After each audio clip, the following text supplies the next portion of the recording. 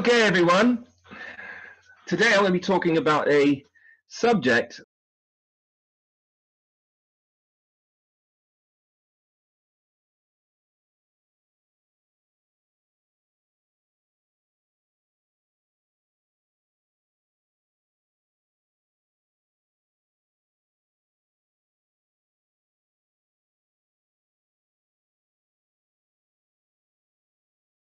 nutrition and behavior, i.e. criminal behavior. Is there a connection? So let's delve into it. There are some people that you may see in your life, we've all come across them in fact, who do some crazy, unthinkable type things, such as murder, aggressive outbursts. They get into fights. They get into all kinds of scraps and problems with people. And we ask ourselves, why did so-and-so get involved with so-and-so in a fight, for example? Or why did so-and-so kill this person? Well, now we're going to look at the nutrition or the nutritional contribution, if you like, to people's behavior. So now, what we know for sure is that, and this is scientific information, we can alter the nutrition of a child and you can affect the genes and the child's life from then on. There are certain things that we can do. So once you alter the nutrition of a child, that can affect the brain and how the child processes information for life. The brain metabolism and function never stops or slows down significantly. So this metabolism in your brain, when I say metabolism, this is a functional machine, which is your brain, that is constantly working at a very high rate. In fact, your brain metabolism can only be slowed down by 50%. And this is when you're in a coma state. When they give you chemicals such as phenobarbital and so on, they put you in a coma, your brain function is down to only 50%, but never actually stops functioning. Nutrition can actually switch genes on or off. This is what's been proven scientifically. This is information that one can get from a doctor by the name of Dr. Russell Blaylock. It says that nutrition can actually switch genes on or off.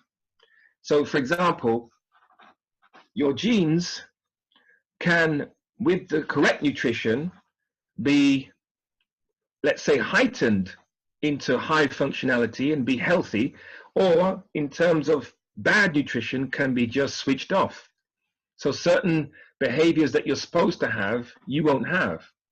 And certain behaviors, for example, that you should have, i.e., for example, if you take someone who would normally be just very calm, very quiet, very peaceful, you can affect their genes in such a way that you can make that person become aggressive just through nutrition.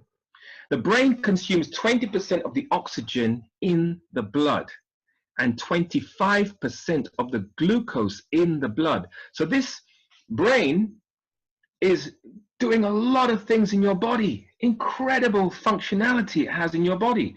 And it's only 2% of your whole body weight. Imagine, this is only 2% of your body weight, and it's consuming 20% of the oxygen in your blood and 25% of the glucose in your blood. Glucose is a sugar, by the way. So that's very powerful. Now, here we have the various functions of the brain. Now, at the front, we've got what they call the frontal lobes, and at the back here in the middle, say, we've got the parietal lobes.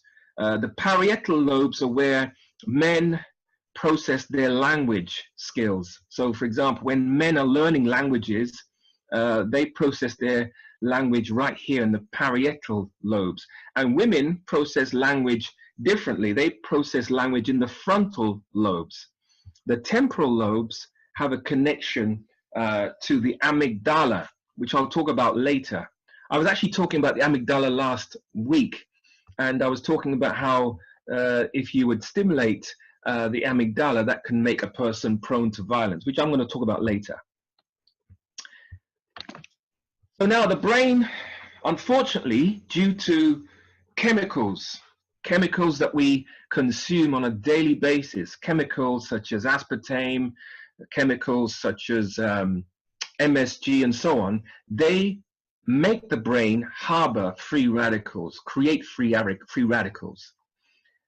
Free radicals are unpaired electrons, and so therefore when this happens, you get this buildup of toxins in the brain, and this can cause Alzheimer's and other neurological diseases. Dr. George M. Gould, 1910, in his book, mentions for the first time that diet stroke nutrition affect behavior. So it's been in the last 100 years that people have actually known that nutrition can actually affect human behavior, because there was a time where nutrition was not connected to, or people didn't believe that nutrition was connected to a person's behavior, that a person could just basically eat whatever they liked and it would not affect their behavior in any way. And even in recent times, doctors have still gone on record to say that nutrition doesn't affect your health, it doesn't affect your behavior. And as more and more research is being done over the last 10, 15, 20 years, now we're starting to understand that no, this is not so, that Dr. George M. Gould, if anyone wants to read about his findings, you can look at his book. You can read his book about the nutritional effect of people's behavior, or the effect that nutrition has on people's behavior. So yes, there is a substance called liquid or lipid peroxidation occurs in the brain when you get an illness like Lou Gehrig's disease, Parkinson's disease, Alzheimer's disease. This is a byproduct. Toxicity creates this kind of byproduct, and this destroys the cells in the brain. For those of you who don't know Lou Gehrig's disease, basically that's a disease that was named after a baseball player who had this particular nervous system disease. It's where toxins build up in the nervous system and the muscles. And Lou Gehrig was this baseball player who unfortunately, way back, I think it was in the 40s or the 50s, got this illness. And I think he consequently died of it. So they named the disease after him. So now this is what research shows. Research has found that 75% of prisoners were hyperactive as children. Now this is a shocking finding, because there now shows you, that actually shows you that there is a correlation, a connection between hyperactive children and then when they grow up, them becoming prisoners for some sort of violent crime, usually violent crime. Hyperactivity is linked to sugar. Sugar has a powerful effect on how the brain works. So when they've done studies on these prisoners, they found that they had extreme low blood sugar. In actual fact, their blood sugar was so low that this would predispose a person or make a person become violent. And it's a natural kind of effect that's actually taking place in the body. Once you drop the sugar level in someone's brain, they're going to have to become violent. They're going to have to become irritable, or they're going to have sometimes they get nervous, irritable, violent, aggressive, have aggressive tantrums. This is not something that's by accident. And so what basically happens is when sugar is high in the brain, it creates an increase of insulin, which then, once your insulin levels drop because you run out of insulin, this causes hypoglycemia, which then causes an increase of the production of what they call norepinephrine, and that increases epinephrine, and that then increases glutamate, which is a neurotransmitter, which is the neurotransmitter for excitability. This then produces hyperactivity. So it goes in 5 stages. You eat the sugar, you get a spike of insulin, insulin becomes depleted, you get hypoglycemia, which is low blood sugar, which then causes an increase of production of norepinephrine and epinephrine. These are basically adrenaline and noradrenaline. And these are produced by your adrenal glands. then you start to produce in your brain a thing called glutamate, which is the chemical or the neurotransmitter connected to excitability. So it makes you excitable. And then this produces the hyperactivity, and then this produces the irritability and makes one prone to being violent and aggressive. So now more information about the connection between crime and nutrition. There is a doctor by the name of Dr. Stitt, who was a probation officer. And he found that 56% of men on a bad diet ended up committing crime, such as robbery, violent crime, etc. And only 8% rather of people on a healthy diet broke their probation. This has been found. Here is someone that we all know tucking into a pizza and a hamburger and some Diet Coke. Look at that. Amazing. So here's someone who may well have some high blood sugar, low blood sugar kind of effects in his brain and in his body. According to Dr. Stitt, probation violators, 50%, rather 56% on a bad diet committed an antisocial act. And 8%, only 8% committed an antisocial act on a good diet. That's interesting, isn't it? Narcotic abuse, 47% of those on high sucrose junk food diet. Those are the ones that committed narcotic, let's say, doing narcotics. And the people on a healthy diet only got involved in narcotics by just 13%. So that's a dramatic reduction once the person's on a healthy diet. Then we got the Alabama prison. They've actually got some research that was done. They found that there was a 42% reduction in crime in Alabama prisons when the diet was changed. A 42% reduction in crime. That is massive. There was a 61% reduction in antisocial behavior in that same prison in 1 year, which is amazing. So we can now know for sure that there is a correlation, a connection between antisocial, aggressive, violent behavior and nutrition. Once a person eats a certain way, it's going to affect their brain and it's going to affect their behavior. This is the Alabama prison, Department of Corrections. They got them guys working on the field there. This is actually a personal case for people who want more information to prove what I'm saying is correct. There is a guy called Raymond. He was arrested for assaulting a girlfriend. He attempted murder. He pulled out a magnum and shot through his girlfriend's hand. She, which is his girlfriend, didn't file charges against him, and his mother found that when he was 4 years old, he would get weak spells and she would give him sugar, pure sugar, and he would get back to normal. Now, how many mothers have been told, don't give your child sugar, it's not good for your child? But people maybe at that time didn't know, and so they kept giving their child sugar. In fact, people still do it today. I remember I was in a waiting room somewhere in King's Cross, and there was a young man who had a young child of about 5 years old, and the child was just messing around, being a bit naughty, and the father for the child literally took out a sachet of, I think it was called dextrose, that's it. He gave him some dextrose in a sachet, poured it in his mouth, straight into his mouth, to supposedly make him feel better, make him calm down. And dextrose is 300 times sweeter than sugar, by the way. Anyway, so this is Raymond. At the age of 13, he would have had radical mood swings. This is what his mother said. At age 23, he attempts murder.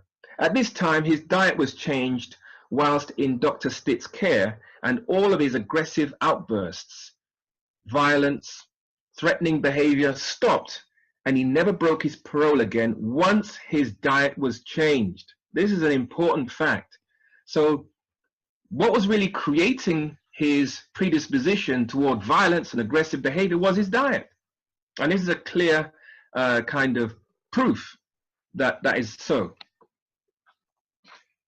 Then we've got a study that was done on prisoners in America. It was found overwhelmingly that most violent prisoners in America were deficient in the very nutrients needed for normal brain function. The most violent prisoners had the most deficiencies. So, for example, they would have deficiencies like magnesium, zinc, folate, and B6. In the previous weeks, I've been talking about the importance of magnesium, for example, for nerve function. And when a person has a zinc deficiency, how they'll be predisposed to having problems like schizophrenia. And folate, how important folate is for brain function, and iron as well. B6 is also associated with proper brain function and nerve function. So when you're deficient in those nutrients, your brain just doesn't work the same. So violent offenders had 5 to 9 deficiencies in all 5 states that were studied. Can you imagine? So this is a serious problem that's not being addressed, in my opinion, enough. Not being addressed enough. It is being addressed in some places, but I would say maybe of all the institutions that are in the world which hold people, I would imagine that only 1% of those institutions are really paying attention to diet. Oklahoma Children's Center, for example, they found there was a 43% reduction in temper tantrums, aggressive outbursts, and violent crime when the diet was changed to a healthier one. So look at that. There again, there's more information to prove. Brainwave abnormalities, EEG in prisoners. For example, when they were doing EEG, they would see some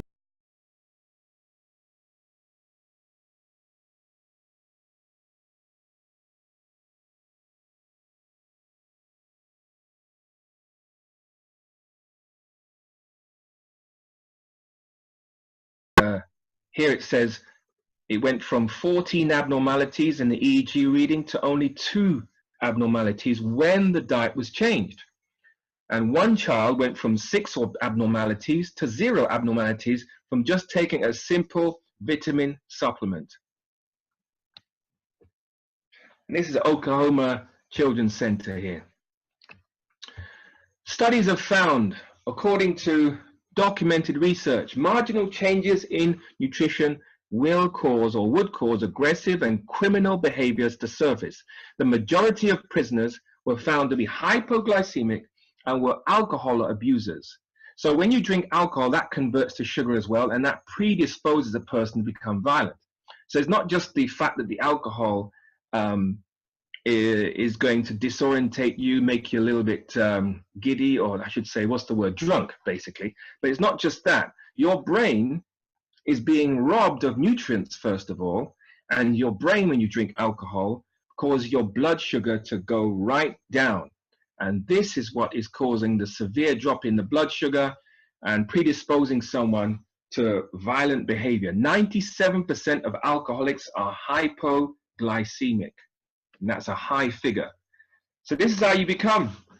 When you start to get into alcohol, when you start to get into all these kind of junk foods, or you become a junk food junkie, you become aggressive, and you don't realize it. It just gradually creeps up on you. Not to mention all the steroids that have been pumped into the food as well. I'm not even talking about that. I'm just talking about the hyperactivity and the low blood sugar that's created. Most of all violent crime is connected to the consumption of alcohol. This is a fact.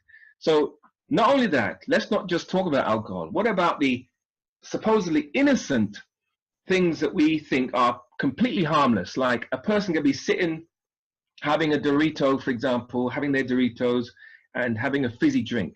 Well, apparently it's been said by Dr. Russell Blaylock that the Doritos contain MSG in high amounts, and this combined with fizzy drinks actually multiplies the amount of MSG in your system to the point that it would cause you to become aggressive and violent, because there's aspartame in there, and you've got MSG combined. And the combined effect of those two, and sometimes just for good measure, they might throw in some sucralose in the drinks or certain snacks as well.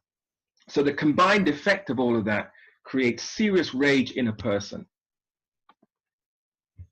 So most people know what this is. So you fancy that? Well, I'd think twice about that now. There are some people that say this: I thought I was in a bad mood, but it's been a few years, so I guess this is who I am now. So some people, they stay in a bad mood for a really long time, to the point where that's just who they are, because they're always in that mood. When you can't shake off a mood, that becomes a part of your personality. So a healthy person should be able to switch from one mood to another mood to another mood. But there are people that I know, and I'm sure there are people that you know as well, that they're constantly in the same mood. They're still talking about what happened in 2003 or 2001 or 1958. Someone robbed them of some money in 1958, and they're still talking about it now. This is what goes on in the real world. This is what's going on. And there has to be a solution to this.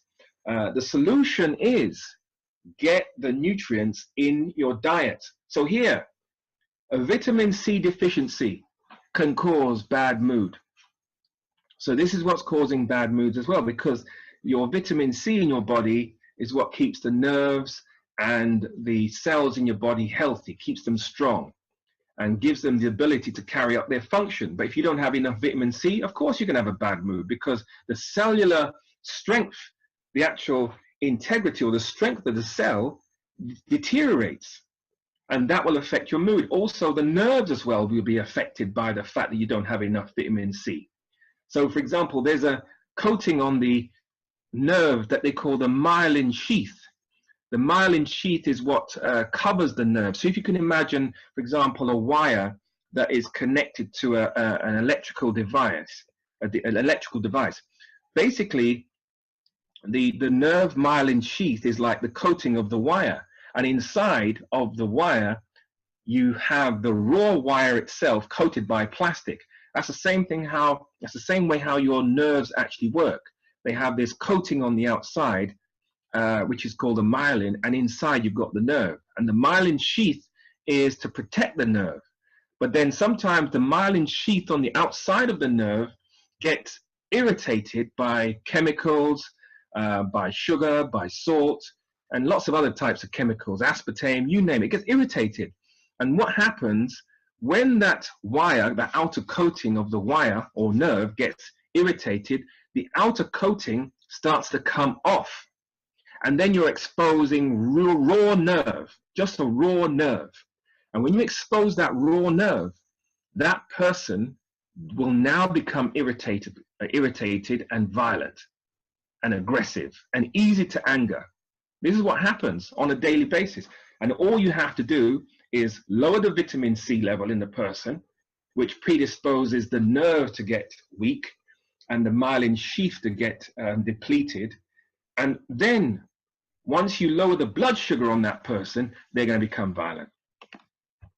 So then another thing that is caused by the diet, a vitamin D deficiency. The symptoms are depression, for example. A person can get very depressed. A person with vitamin D deficiency will get depressed. They'll get cardiovascular disease, cognitive impairment. They can get severe asthma and even cancer just by having a vitamin D deficiency. Vitamin E deficiency is associated with coordination and walking difficulties. So if you don't have enough vitamin E, you're going to have some problems with coordination, because it's a very powerful antioxidant. And this can cause the neurons called the Purkinje neurons to break down, harming their ability to transmit signals. Numbness and tingling, for example, can be caused by a vitamin E deficiency. And damage to the nerve fibers, which I was talking about before, can prevent the nerves from transmitting signals correctly. And this results in sensations which are called peripheral neuropathy. So you're getting a nerve damage problem by the mere fact you ain't getting the nutrients that your body needs. You're not getting the vitamin E, because, for example, you're eating white flour or white sugar, and none of those foods have enough white sugar, I should say, they don't have enough nutrients or vitamin E, vitamin D, vitamin C that your body needs. And once that happens, you're going to have a problem, and that's nerve damage. Then there's one vitamin that not many people talk much about. There's one called vitamin F, which is basically vitamin fat. They should call it vitamin fat because it's the fatty acids that are sometimes referred to as vitamin F and are composed of two fatty acids, linoleic acid and alpha linolenic acid, which these are the fats that you basically need in your body. So you've got the omega-3s, you've got omega-6 omega acids in your body. You need these from food that you consume. So, for example, linseeds have a high amount of omega-3 and omega-6.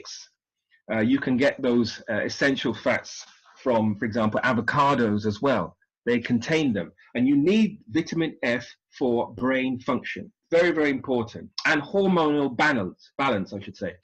The hormones need vitamin F or essential fatty acids. So then we go into serotonin deficiency. These are, okay, there are basically some drugs out there that have been supplied to people that cause a serotonin deficiency. There are certain drugs, there's one I saw, which is an antidepressant type of drug. I think it's called fluoxetine, which is basically what it does. It causes you to have a serotonin reuptake inhibition, basically. So when you take serotonin reuptake inhibitors, such as fluoxetine, or Ritalin is another one. When people take Ritalin, that is another serotonin reuptake inhibitor. So when it actually blocks your ability of your body to produce serotonin, this then causes you to have these kinds of problems in your body and in your mood. For example, anxiety, depressed mood, aggression, insomnia, irritability, low energy, low self-esteem, low sex drive, poor appetite, poor memory.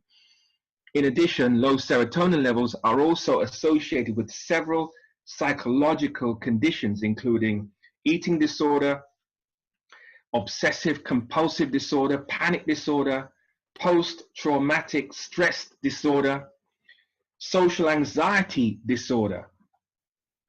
So all of these disorders are caused by a serotonin deficiency. And serotonin, by the way, is what the middle of your brain, there's a part of the brain they call the corpus callosum.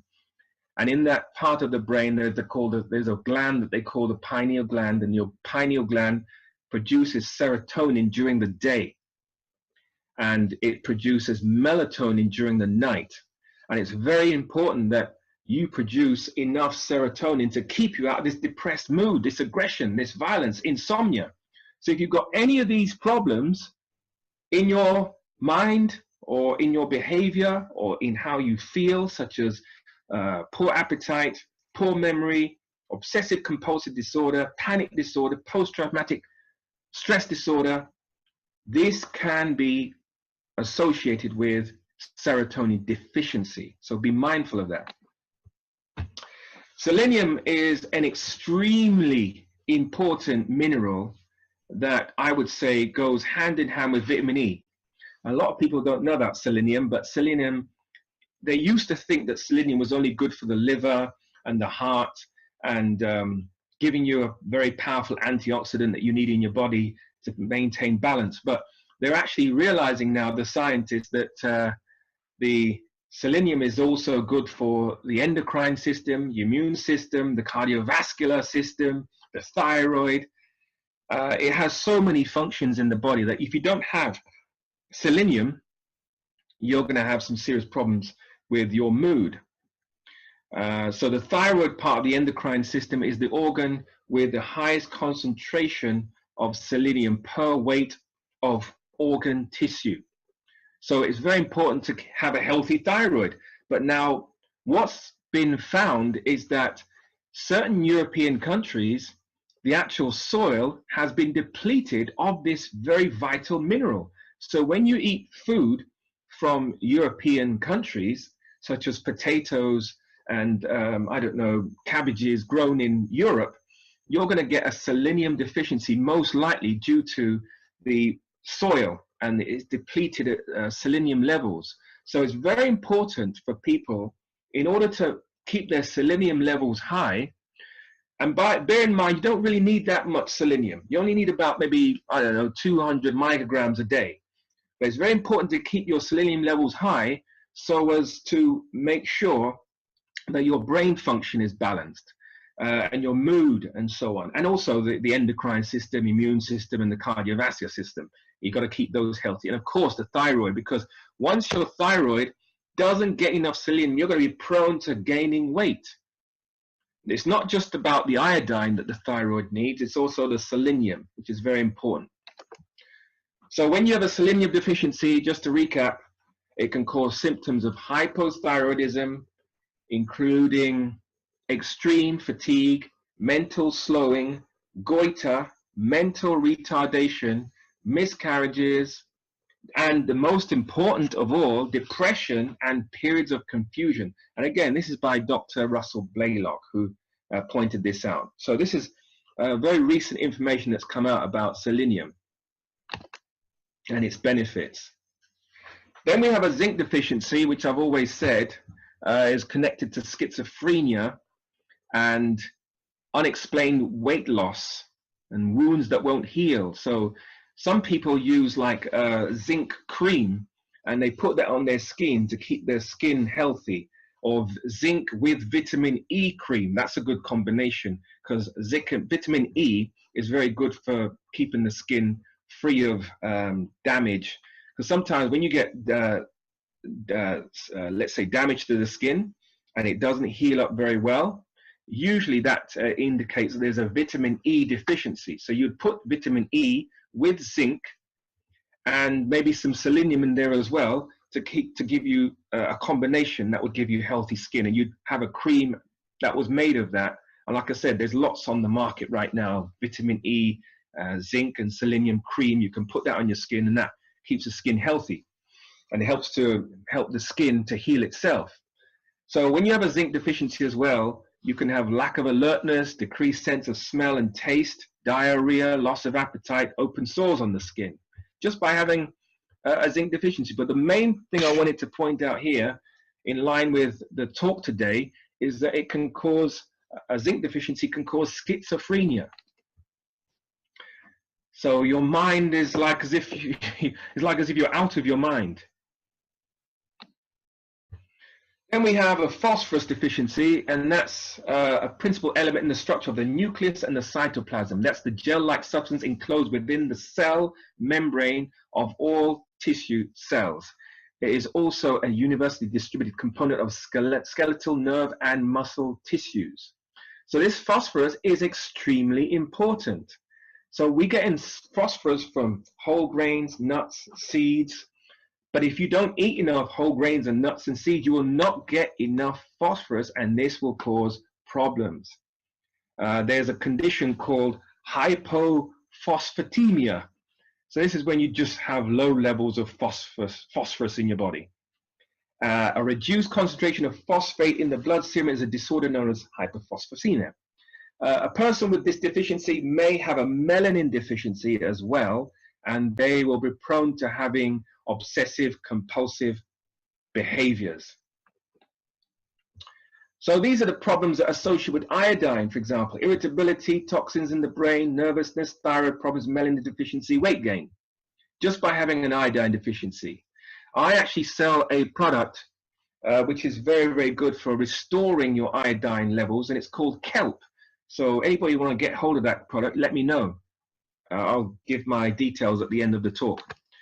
Potassium deficiency. Your potassium is related to the functionality and the health of your brain and your body, and the communication between your brain and your body. The common signs and symptoms of potassium deficiency include weakness, fatigue, muscle cramps, muscle aches and stiffness, tingles and numbness, heart palpitations even, and breathing difficulties, and digestive symptoms and mood changes. So again, mood changes by having a potassium deficiency.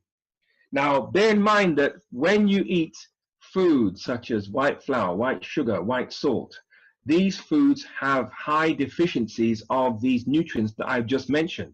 And when you have these nutrients, the combined effect of you not getting enough potassium or enough vitamin E, enough vitamin C, enough vitamin D, enough vitamin F would make you crazy. It would make you crazy because you're not getting the nutrients that your brain needs to be balanced and to be healthy. But in certain institutions where the mentally insane have been kept, there are studies that have been finding that choline has been deficient in the minds of people who are, let's say, mentally unstable, aggressive people in institutions. So when you have a choline deficiency, which is very, very important for brain function, it will give you the problems listed. Memory, gallbladder regulation problems, regulates blood pressure, but if you don't have it, you can't regulate blood pressure.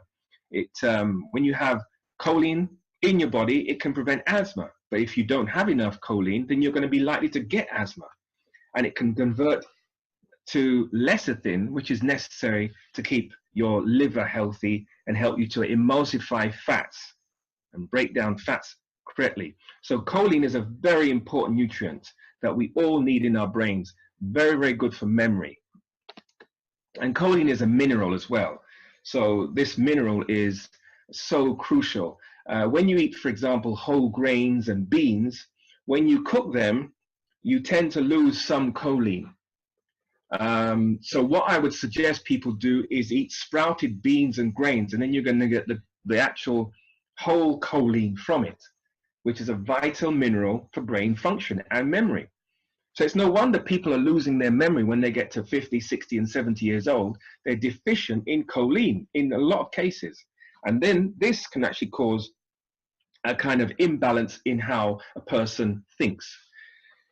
This is a fact. In 1900, people consumed approximately 5 pounds of sugar yearly. Now, on average, we consume 129 pounds of sugar yearly on an average.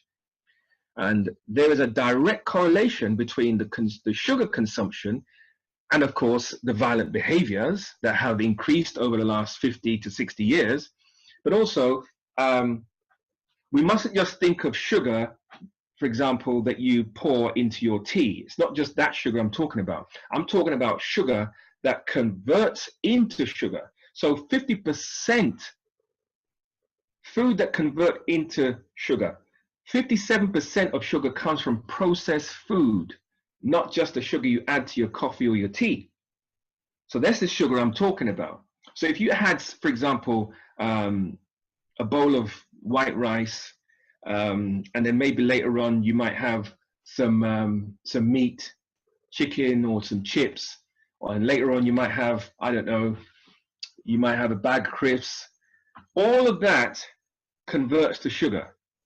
So people say, well, I didn't put no sugar in my tea. I didn't put no sugar in that food. Yeah. No. Those foods convert to sugar because they've been processed. And once you convert this thing in your body, then you're going to be creating sugar. So everything that comes into your body, whatever food it is, has to be converted. So for example, if you take alcohol, that can convert to sugar. If you take white rice, that converts to sugar. If you eat meat, that converts to sugar. So if everything is being converted into sugar, then the sugar has to be processed in the body. And if your sugar levels go too high, as you know, then you start producing insulin.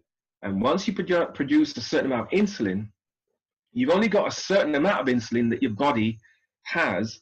And once you go over the amount of insulin that your body can produce naturally, then you become insulin depleted.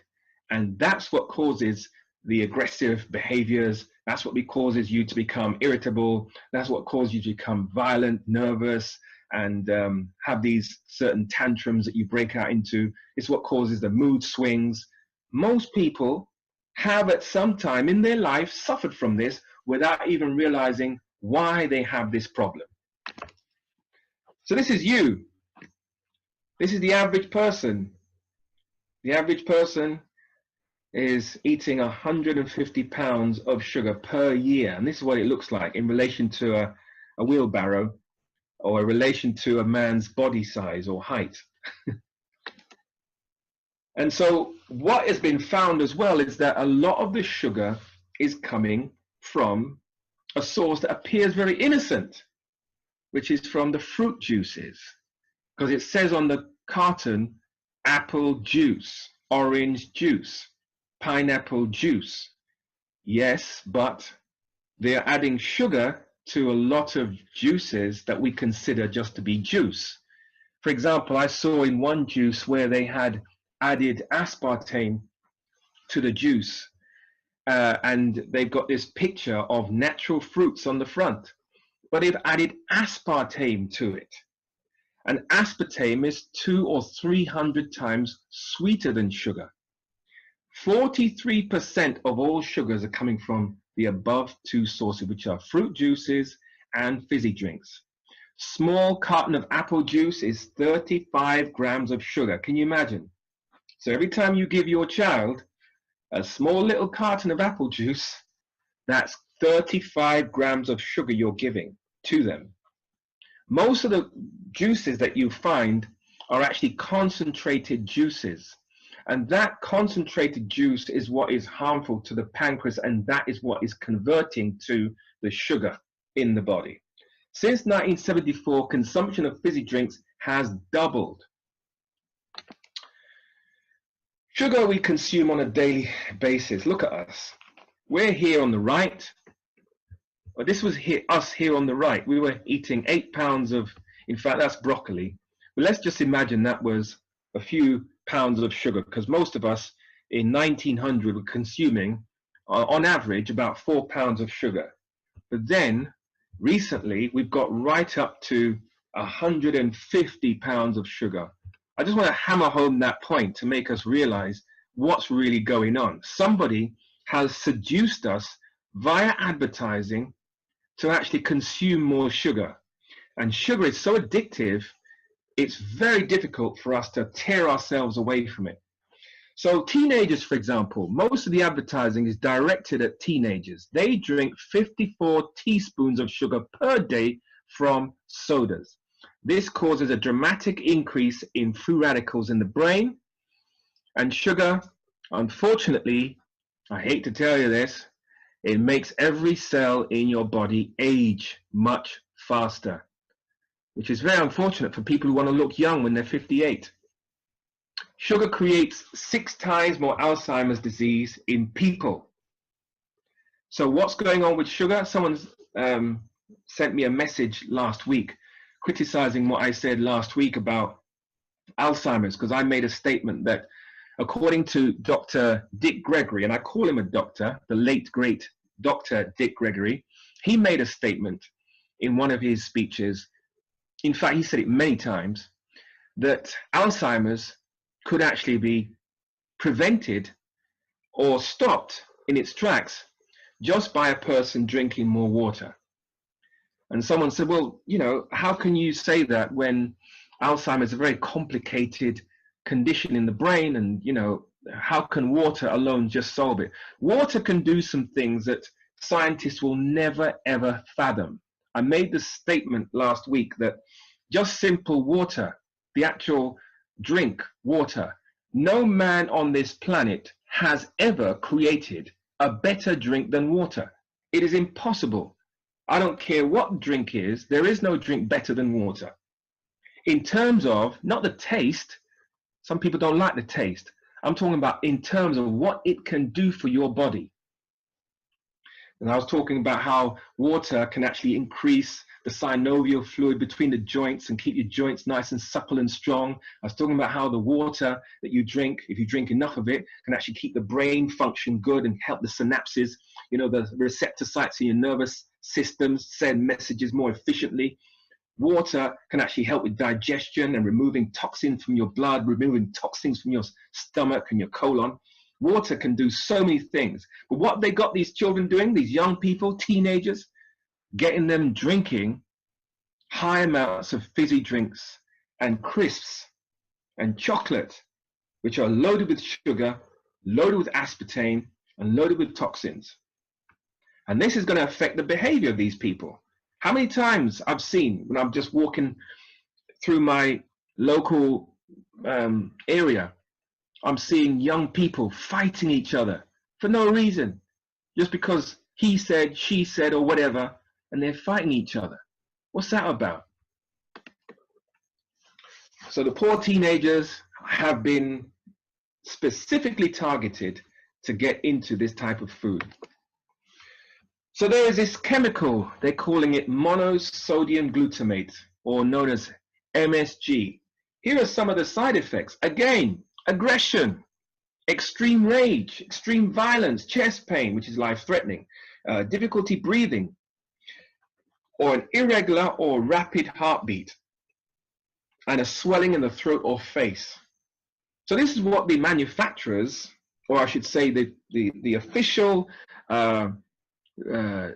information that's available on MSG, this is what they're saying. They're saying that it causes aggression and extreme rage. So we actually eat this MSG without even realizing we're eating it. For example, how many people have gone for Chinese? And how many people see when the Chinese are putting the MSG on the food? You see this white powder they keep in a jar, and they pour tons of it on your food. And you're told by them, oh, it's completely harmless, it's fine, it's nothing. But it's actually very, very harmful. So MSG is damaging the brain, predisposing a person to actually making them violent and aggressive, because it's causing, again, an increase of insulin production, and then all of a sudden a drop in blood sugar, which then predisposes a person to become violent. MSG is containing the following. Now remember, there are something like 17 disguised names for MSG. So a lot of the things that you buy, they're not actually going to say they're actually MSG on the label. There are disguised names. Like, how many people knew that E621 is actually MSG? Hardly anybody would know that. So you have packaged and processed meats, such as hot dogs, meat extracts, pork extract, bouillon, which people use like a stock for their foods, canned vegetables, potato chips, soups and stocks. MSG is also known as E621 hydrolyzed protein, which is another code name that they're using for MSG, maltodextrin, and modified food starch. This is just a short list. There's much, much more names for MSG. Then we've got aspartame. Aspartame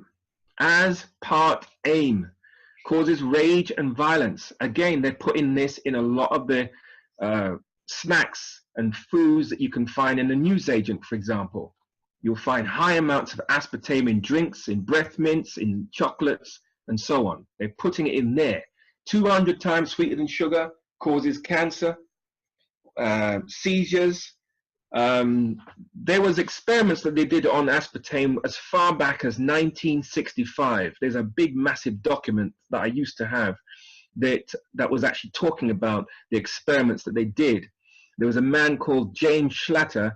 He was actually involved in the experiments that they did, and they found this aspartame caused monkeys to actually get seizures. They did experiments on 7 monkeys, and out of the 7 monkeys, I think 6 of them got seizures, and others got headaches and so on.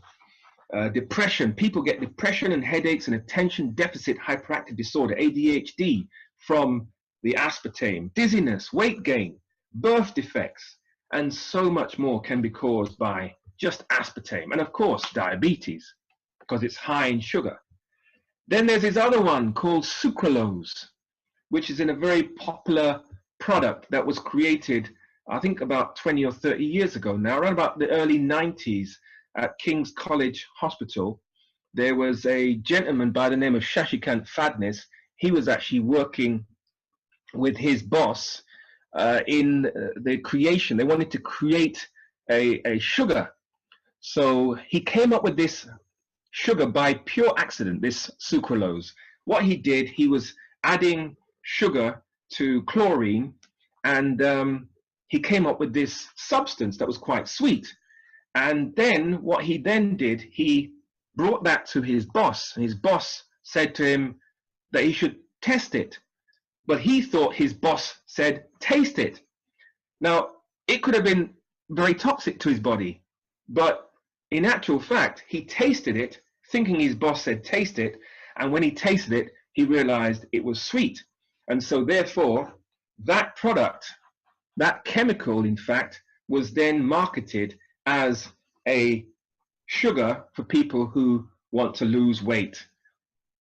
So some people have actually found when they take sucralose, they get rashes or hives on the skin. Some people have reported blistering, itching, redness, and swelling. They get acne, swelling of the lips, tongue, throat, eyelids, bleeding gums, shortness of breath, including wheezing and coughing, a runny nose, sneezing, bloodshot, watery eyes, heart palpitation. Other side effects include achy joints, so which is predisposing you to getting arthritis, nausea, bloating, gas or diarrhea, tinnitus, which is a ringing in the ears. Some people are getting that from this sucralose, dizziness, anxiety or depression. And the other side effects, well, there's too many to list. There's too many of them, but there are so many. So sometimes you'll get digestive problems, weight gain, seizures, just like you do with aspartame, dizziness and blurred vision. And it's been associated with even cancer as well when you get into too much sucralose. So what we've found, the scientists have found, is that, as I said last week, when you stimulate the amygdala, which attaches emotional significance to events and memories, this can cause a person to become violent. It came to the attention of emotion researchers in 1939 when monkeys whose amygdalae were removed showed bizarre patterns of behavior. They became fearless, hypersexual, and either devoid of emotion or irrationally aggressive. Now, how many people you know who are like that? I'm sure there's at least 5 people, every one of us knows, who is like that. And all it can be is a simple either damage to this part of the brain, which they call the amygdala, or a removal of it, which is unlikely. It could be removed, but damage to it, or let's say where, for example, when sugar enters into the brain, it can deplete the function of this gland or this part of the brain. So this is where it is. The amygdala is right here. This part of the brain they call the amygdala, right there. And this is what's going to control your emotions. So what I'm going to say to everybody now, do not become a slave to the food, to junk food, to sugary food, salty food, harmful food. Don't allow yourself to become a junk food junkie. Fight your addictions with every bit of strength you have. Be mindful of what you buy when you go shopping. Like, for example, if you know that the food that's not good for you is on aisle 3, just don't walk down aisle 3. Go down to aisle 2 or aisle 1, because you know you're going to be tempted. Read the labels. If it says sugar on the label, don't buy it. If you know you have a weakness for certain foods, don't go to where they're being sold or given away, even for free. Because I know when I was in America, you could actually get drinks for free, like fizzy drinks. They say, yeah, man, come and get some drinks, man. Come on, man. What's wrong, man? Come on, get some drinks, man. And you go there and you get your free drink because you're like, well, it's free. And you could fill up as much as you liked. And this is when I was in Atlanta. And of course, that's the reason why people got fat, because if they're actually giving away free drinks and the free drinks are loaded with sugar, well, of course, you can have a fat nation. So make a pact with yourself, I would say to people.